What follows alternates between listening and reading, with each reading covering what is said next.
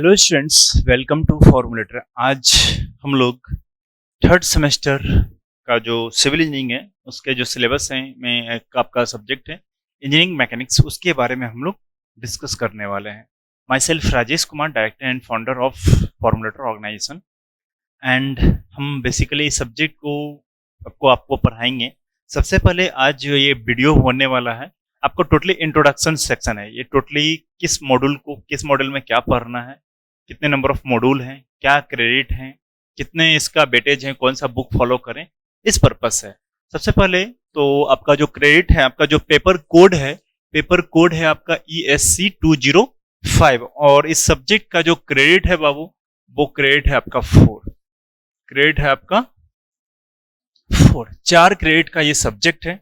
4 credit का subject है। इस सब्जेक्ट के बारे में पूरा का पूरा हमें एनालिसिस करनी है, ठीक है।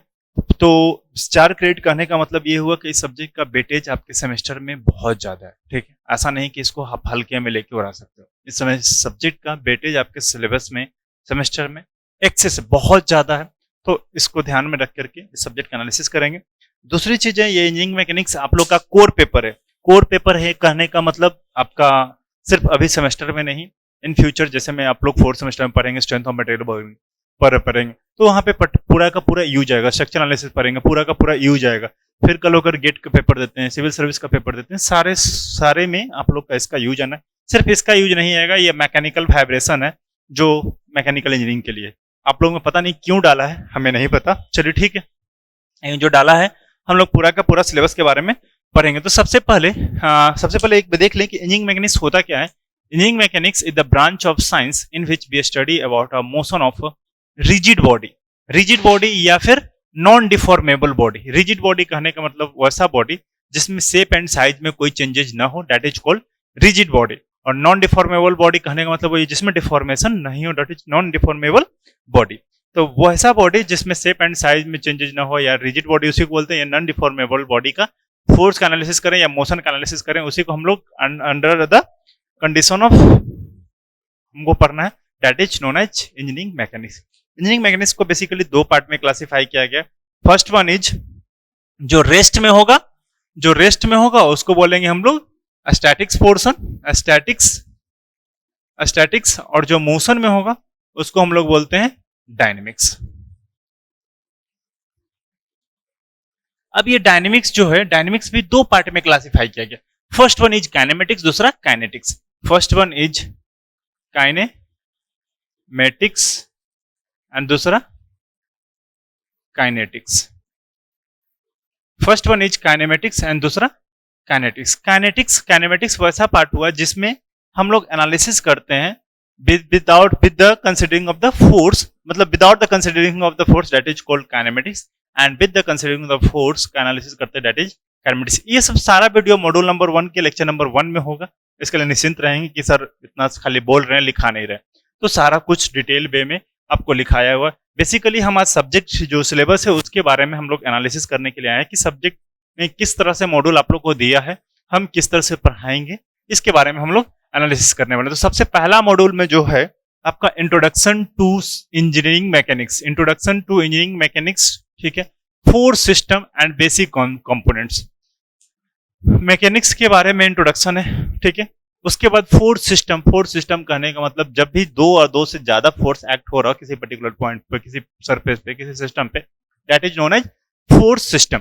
इसी को हम लोग फोर्स सिस्टम बोलते हैं। बेसिक कंपोनेंट्स होगा, इसके बारे में इसमें थोड़ा नंबर ऑफ लेक्चर ज्यादा होंगे, ठीक है। यहाँ पे ये वेटेज थोड़ा सा है, वेटेज है मीन्स यहाँ से क्वेश्चन आप लोग का पूछा जा सकता है। 10 to 14 मार्क्स के अप्रॉक्स में आपका क्वेश्चन यहाँ से बन सकता है, ठीक है। देन उसके बाद फ्रिक्शन कवरिंग, इसमें एक बार डिटेल सिलेबस मैं बोल दूं एक बार, जो आप लोग का डिटेल सिलेबस है। Introduction of engineering mechanics covering force system, basic components, particles equilibrium in 2D 3D, rigid body equilibrium, force system, coplanar concurrent force system, component of space, resultant moment of force, application, couples and resultant of force system, equilibrium of force system, free body diagram, equation of equilibrium of coplanar system and special system and static indeterminacy. बाबू थोड़ा ज्यादा cover होगा, ये बीच में और cover हुआ, ये 14 to 21 marks के अप्रॉक्स में कवर होगा। 14 to 21 मार्क्स के अप्रॉक्स में आपका वेटेज जाएगा, क्योंकि डिटेल में मेंशन किया है। इसमें नंबर ऑफ लेक्चर थोड़ा ज्यादा होंगे, मीन्स मे बी 8, 9, 10, 11 के अराउंड में नंबर ऑफ लेक्चर वगैरह अप्रोक्सीमेट कुछ होंगे, ठीक है। देन उसके बाद हम लोग बात कर रहे हैं friction covering types of friction covering, means इसमें हम लोग बेसिकली डिस्कस करेंगे friction value, friction types of friction, limiting friction, laws of friction, static and dynamics friction, motion of bodies, wedge friction, screw jack and screw differential screw jack के बारे में हम लोग पूरा का पूरा एनालिसिस करेंगे। फ्रिक्शन कवरिंग के बारे में इसमें मेनली फ्रिक्शन के बारे में पढ़ना है। तो ये दोनों क्या है, इंटर रिलेटेड है। ये मॉड्यूल पढ़ेंगे उसके बाद ही ये मॉड्यूल समझ में आएगा, ठीक है। Basic structure analysis, basic structure analysis में क्या है, इक्विलिब्रियम 3 डायमेंशनल, ठीक है।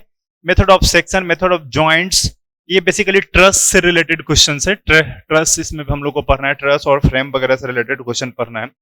तो equilibrium of 3 dimensional, method of section, method of joint, वही आपका ट्रस में पढ़ना है।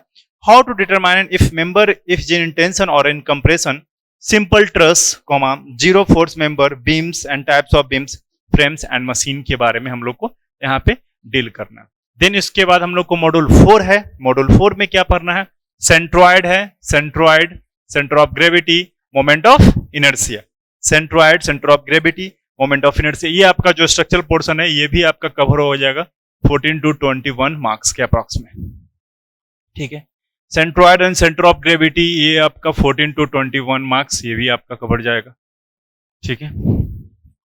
तो इसमें जो टॉपिक डील करना है आप लोग को, सेंट्रॉइड, सिंपल फिगर्स, यहाँ के क्वेश्चन यहाँ से डेफिनेटली 1 या 2 क्वेश्चन डेफिनेटली हैं। अब 14 नंबर की पिछले 2 साल का PYQ जो है, प्रीवियस ईयर क्वेश्चन जो इंजीनियरिंग मैकेनिक्स से रिलेटेड, उसको उठाइए, वहां से 2 साल का क्वेश्चन उठा करके देखिए, यहाँ से डेफिनेटली क्वेश्चंस वगैरह आपको मैच मिलेंगे, ठीक है।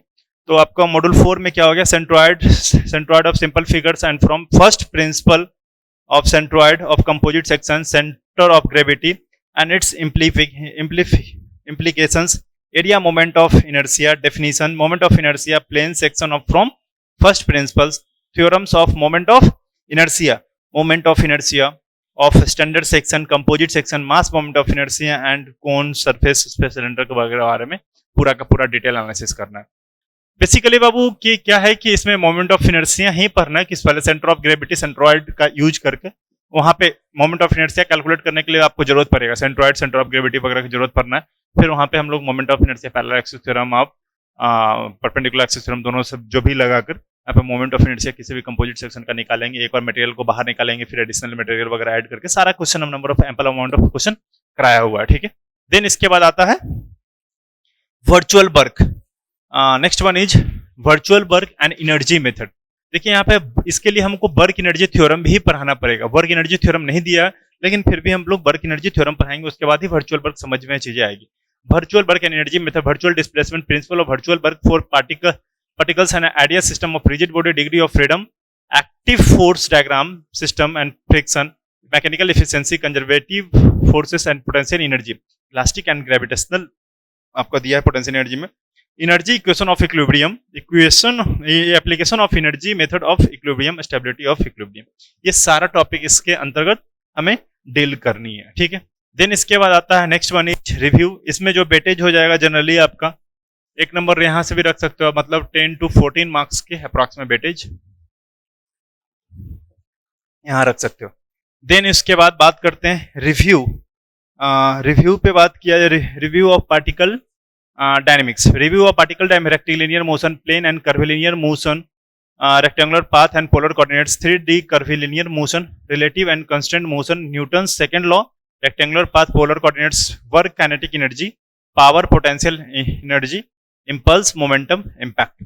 ये आपका सारा टॉपिक जो है आपका इस पर्टिकुलर टॉपिक के अंतर्गत कवर होना है। इसमें से रिलेटेड क्वेश्चन हम बहुत कम देखे हैं, लेकिन फिर भी आपका जो वेटेज जो होगा तकरीबन 7 से 10 मार्क्स के अप्रॉक्स में यहाँ पर से भी क्वेश्चंस वगैरह फ्रेम हो सकते हैं, ठीक है।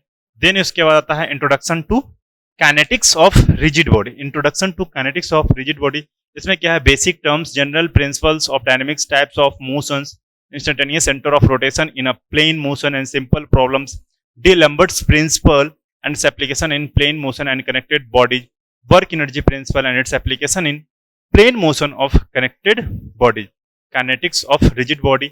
जैसे मैंने भी जस्ट बताया था काइनेटिक्स और काइनेमेटिक्स में डिफरेंस बताया था। काइनेमेटिक्स क्या है, with the consideration of force और without the consideration of force का मोशन का एनालिसिस करते हैं। काइनेटिक्स काइनेमेटिक्स में without the consideration of force में क्या होगा, without the consideration of force, इसमें with the consideration of force का मोशन का एनालिसिस करते हैं। उसी के बारे में हम लोग को इसमें डील करना है, काइनेटिक्स ऑफ रिजिड बॉडी। मतलब हमें इसमें क्या करना है, with the consideration of force के बारे में एनालिसिस करना है। देन नेक्स्ट वन, सबसे लास्ट टॉपिक है आपका मैकेनिकल वाइब्रेशन, जिसमें कवर करना है basic terminology, free and force vibration, resonance effect, degree of freedom, derivation of frequency and amplitude of free vibration without damping and single degree of freedom, simple problems, types of pendulums, use of simple and compound torsional pendulums। ये सब सारा topic इस topic के अंतर्गत हमें cover करना है, इस टॉपिक के अंतर्गत हमें इस चीज को कवर करना है, ठीक है। ये पूरा का पूरा सिलेबस है। अब देखिए ये टॉपिक कंप्लीटली इंडिपेंडेंट है, ये टॉपिक कंप्लीटली इंडिपेंडेंट है। कोई टॉपिक कोई बंदा डायरेक्टली मॉड्यूल 8 खोलकर पढ़ सकता है, बिल्कुल पढ़ सकता है, कहीं से कोई दिक्कत नहीं होगा, ठीक है। ये टॉपिक कंप्लीटली इंडिपेंडेंट है। इस टॉपिक को पढ़ने के लिए थोड़ा सा मॉड्यूल नंबर 1 की जरूरत पड़ेगी, ठीक है। बेसिक कंपोनेंट स्ट्रक्चर, इसमें भी आपको जरूरत पड़ेगा इसका, क्योंकि यहाँ पे पूरा यूज आना है। 1 2 3 इंटर रिलेटेड है, ये भी आपका 4 भी इंटर रिलेटेड है। फिर उसके बाद वर्चुअल वर्क भी आपका रिलेटेड तो नहीं है, लेकिन फिर भी आपका इसमें वर्क एनर्जी थ्योरम की जरूरत पड़ेगी। ये रिव्यू ऑफ पार्टिकल्स डायनेमिक्स, इसमें क्या है कि आपका टोटल पार्टिकल डायनेमिक्स वगैरह के बारे में टोटल चीजें डिस्कस करनी है। फिर उसके बाद काइनेमेटिक्स के बारे में डिस्कस करना है। ये पूरा का पूरा सिलेबस रहा है।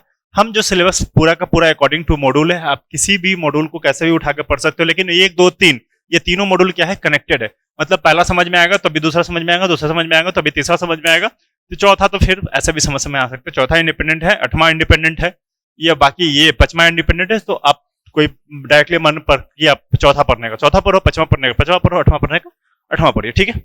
अब रही बात कुछ लेक्चर वगैरह किसी में कम वगैरह कम बेस है, तो उसके लिए परेशान नहीं होइए, हम देख रहे हैं, इसको हम अपडेट कर लेंगे, ठीक है।